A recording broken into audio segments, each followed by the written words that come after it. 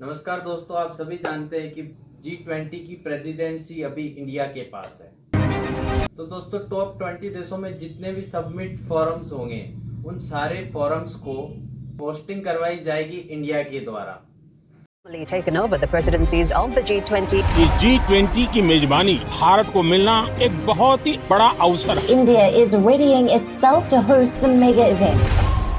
Main submit है यहाँ पर 9 और 10 सितंबर को दिल्ली के प्रगति मैदान में जो बैठक होने वाली है उसके अंदर टॉप 20 देशों के प्रधानमंत्री आएंगे। लेकिन दोस्तों, आपके मन में ख्याल आता है कि ये G20 है क्या, आखिर में ये ग्रुप्स क्या है, ये सारे देश अलग अलग जगह पर हर साल क्यों मिलते हैं। अगर दोस्तों आपको G20 को समझना है तो G20 के पहले आपको G7 को समझना जरूरी होगा, क्योंकि दोस्तों पहले G7 बना है, उसके बाद में G20 बना है। जब दुनिया की आर्थिक हालत बहुत ही खराब चल रही थी, इसके पीछे बहुत सारे कारण थे।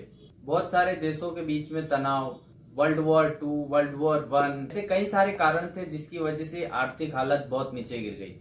दोस्तों, ये देशों के आपसी तनाव की बात है। ऑयल क्राइसिस तब शुरू हुआ जब अरब देशों ने अपना एम्बार्गो लगाया, उन देशों को तेल बेचना बंद कर दिया जो इजराइल के सपोर्ट में थे। दोस्तों, मोस्टली ये वो कंट्री थी, अमेरिका, यूरोपियन देश और भी इनमें थे। इसी रीजन से इन सारे देशों ने साथ में मिलकर एक्शन लेने का प्लान किया, फाइनेंस इकोनॉमी को वापस ट्रैक पर लाने के लिए साथ में बैठकर इकोनॉमी पॉलिसी बनाई जाए। इन्हीं सारे देशों के चलते हुए एक बैठक होती है अमेरिका के व्हाइट हाउस में इन सारे देशों के फाइनेंस मिनिस्टर के साथ। अर्ली 1973 की बात है। अमेरिका, फ्रांस, यूके और वेस्टर्न जर्मनी के फाइनेंस मिनिस्टर ये सारे एक दूसरे से मिलते हैं और दोस्तों 2 साल बाद में ये इटली और जापान को भी इंक्लूड कर लेते हैं। और 1975 में पहली बार मीटिंग होती है G6 की। ये पहली ऑफिशियल मीटिंग थी। इसके बाद 1976 में कनाडा भी जुड़ जाता है और G6 का ग्रुप बन जाता है G7। दोस्तों, ये सातों देश उस टाइम पूरी तरीके से डेवलप थे, इकोनॉमिकली, पॉलिटिकली, पॉपुलेशन वाइज भी। लेकिन इसके अलावा और भी कुछ था इन सारे देशों के बीच में। लिबरल डेमोक्रेसी थी, human rights, individual freedom promote करती थी। पॉलिटिकली वॉर के समय ये सारी कंट्री वेस्टर्न ब्लॉक का हिस्सा थी। इसे लॉजिकली और इकोनॉमिकली दोनों तरीके से इसे बराबर नजरिए से देखा जा सकता है। जो ऑयल क्राइसिस जैसी समस्या से जूझ रहे थे, मेन मकसद यही था कि साथ में बैठकर इकोनॉमी स्ट्रेटेजी बनाना। 1998 में रसिया को भी इंक्लूड कर लिया जाता है। अब G7 G8 बन जाता है। लेकिन 2014 में रसिया ने क्रीमिया को इन्वेड किया, तब इसे बाहर निकाल दिया गया और इसी रीजन से ये ग्रुप आज भी G7 है। अब दोस्तों G20 पे आते हैं। G20 की भी शुरुआत इकोनॉमिक क्राइसिस की वजह से हुई थी। साल 1997 की एशियाई finance crisis south Korea, Indonesia, Thailand के देशों में एक असरदार फाइनेंस क्राइसिस आता है। ये क्राइसिस इतनी बड़ी थी कि इसकी वजह से हांगकांग, लाओस, मलेशिया, फिलिस्तीन और कुछ हद तक चीन, जापान, सिंगापुर, ताइवान, वियतनाम जैसे देश भी इससे इफेक्ट हुए। इन सारे देशों में बहुत तेजी से करेंसी नीचे गिरने लगी और बहुत सारे देशों में तो दंगे भी देखने को मिलते हैं। इसके बाद जस्ट 1998 में रसिया में भी जबरदस्त तरीके से फाइनेंस क्राइसिस देखने को मिलता है। यही समय था जब रसिया को भी G8 में ऐड किया था। लेकिन G7 के और मेंबर्स ने ये रियलाइज किया कि जैसे जैसे समय के साथ दुनिया आगे बढ़ते जा रही है, इंटरकनेक्टेड बनती जा रही, ग्लोबलाइजेशन इतनी जबरदस्त तरीके से देखने को मिलता है कि किसी एक देश पर प्रॉब्लम आती है तो उसका असर बाकी सारे देशों पर पड़ता है। इसी के चलते ये विचार आता है कि अगर अपन को फाइनेंस क्राइसिस से अगर देशों को बचाना है तो अपने को बड़े देशों के साथ मिलकर एक्शंस प्लान बनाने होंगे। सितंबर 1999 को G7 के द्वारा G7 के फाइनेंस मिनिस्टर की बैठक होती है। बैठक के दौरान G20 की स्थापना होती है। G20 को बनाने के लिए देश में जितने भी डेवलप टॉप कंट्रीज है उन सारे को बुलाया जाता है। पर दोस्तों, सवाल ये आता है कि किस किस कंट्री को G20 में रखा जाए और किसको ना रखा जाए। सबसे पहले जो G7 का जो एरिया है वो तो रहेगा ही। उसके बाद ये देखा जाता है जो सबसे बड़ी इकोनॉमीज को हैंडल करते हैं। इसी नज़र से चाइना, इंडिया, रूस, ब्राजील, साउथ अफ्रीका इंक्लूड कर लिया जाता है। उनमें से भी सबसे बड़ी पावर कौन है? इसी रीजन से एशिया में इंडोनेशिया और साउथ कोरिया, साउथ अमेरिका से अर्जेंटीना और ब्राजील, नॉर्थ अमेरिका से मैक्सिको, ओशिनिया के रीजन से ऑस्ट्रेलिया, मिडल ईस्ट के रीजन से सऊदी अरेबिया और टर्की, और यूरोप में सारे देशों को रिप्रेजेंट करने के लिए यूरोप को होल कंसिडरेंस कर लिया जाता है। आज के दिन में G20 में 29 देश है और एक है यूरोपियन यूनियन। मोटे मोटे तौर पर समझो तो ये दुनिया के टॉप 20 देश हैं, ना सिर्फ politically, economically, military wise, population wise भी देखो तो। अब इसमें इंटरेस्टिंग चीज ये है कि अब यहाँ पे G20 को बनाने का मकसद ये था कि फाइनेंस क्राइसिस से डील करना था। तो ये G20 की जो बैठक है, देशों के फाइनेंस मिनिस्टर और सेंट्रल बैंक गवर्नर के बीच में होती है। कई सालों तक ऐसा ही चलता रहा, जब तक साल 2008 में फाइनेंस ग्लोबल क्राइसिस ना आई।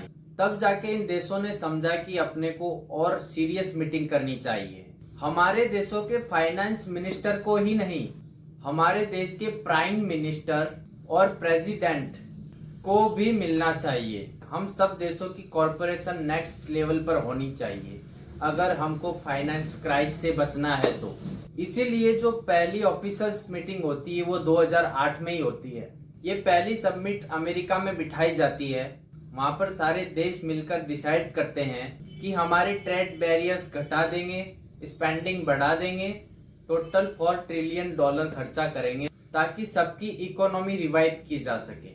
टोटल में G20 के सारे देश मिलाकर ग्लोबल जीडीपी में 85 कंट्रीब्यूट करते हैं और 2/3 से ज्यादा पॉपुलेशन इन सारे देशों में रहती है।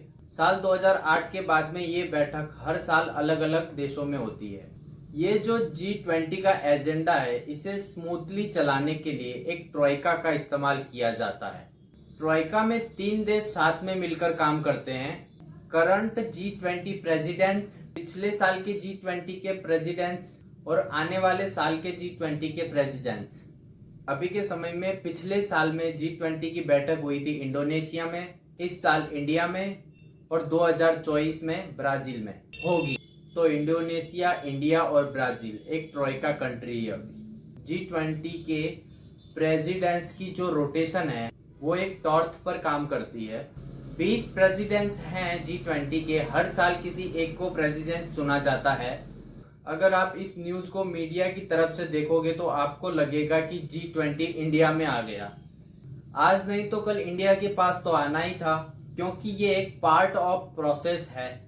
आज इंडिया के पास है, कल किसी और देश के पास होगा।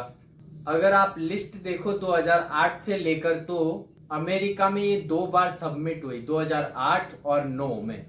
अगर इसके पीछे कोई कारण है तो वो ये है कि 2008 में फाइनेंस क्राइसिस वहीं पे आई थी, लेकिन उसके बाद में हर देश को बारी मिलती है। आप अगर 2009 से देखना शुरू करो तो यूके, फिर Canada, South Korea, France, Mexico, Russia, Australia, Turkey, China, Germany, Argentina, Japan, South Korea, Saudi Arabia, Indonesia और अभी इंडिया। और इसके बाद में 2 ही देश बचते हैं जहां पे ये G20 की बैठक अभी नहीं हुई, ब्राजील और साउथ अफ्रीका। इसीलिए 2024 में होगी ब्राजील में और 2025 में साउथ अफ्रीका में। उसके बाद ये ऑर्डर दोबारा से रिपीट होना शुरू हो जाएंगे। अगर इसी तरह G20 की बैठक चलती रही तो अगली बैठक इंडिया में 2042 के अराउंड होगी। अब G20 देशों के अलावा कुछ गेस्ट कंट्री को भी इनवाइट किया जाता है। स्पेनिश के पास तो परमानेंट इनविटेशंस है, इसके अलावा और कंट्रीज भी और देशों को इनविटेशन दे सकती है। तो इस साल इंडिया ने 9 देशों को इनवाइट किया है: Mauritius, Netherland, Nigeria, Singapore, Spain, Bangladesh, इंजीरिया और ओमना। और इसके अलावा परमानेंट गेस्ट भी है: African Union, United State nations, WHO, WT, IMF, Asia की चेयर कंट्री इंटरेस्टिंग चीज ये है कि अभी भी G20 का मकसद इंटरनेशनल फाइनेंस स्टेबिलिटी को प्रमोट करना है, लेकिन ओवर द ईयर ये कहीं और इश्यूज को भी इंक्लूड करने में लग रहा है, जैसे कि क्लाइमेट चेंज फाइट करना, डेवलपमेंट को प्रमोट करना। लेकिन बाकी सारे इश्यूज सॉल्व करने में प्रॉब्लम ये आ रही है कि 20 बड़े देश हैं, इनकी फॉरेन पॉलिसी अपनी प्रायोरिटीज है, अपने ही एजेंडा है। किसी भी इशू को लेकर ये सारे एक साथ एग्री कर पाए ये बड़ा मुश्किल है। यही कारण है कि चाइना के प्रेसिडेंट शी जिनपिंग दिल्ली के G20 बैठक में नहीं आए। इसके अलावा जो व्लादिमीर पुतिन हैं वो भी G20 में नहीं आ पाए। उनके खिलाफ अरेस्ट वारंट जारी है जब से रसिया ने यूक्रेन में इन्वेड किया है। इस बार इंडिया ने G20 में वसुधैव कुटुंबकम की थीम रखी है और एग्रीकल्चर और टेक्नोलॉजी को बढ़ावा दिया है। दोस्तों वीडियो अच्छी लगी हो तो लाइक करना, कमेंट करना और प्लीज़ सब्सक्राइब करना।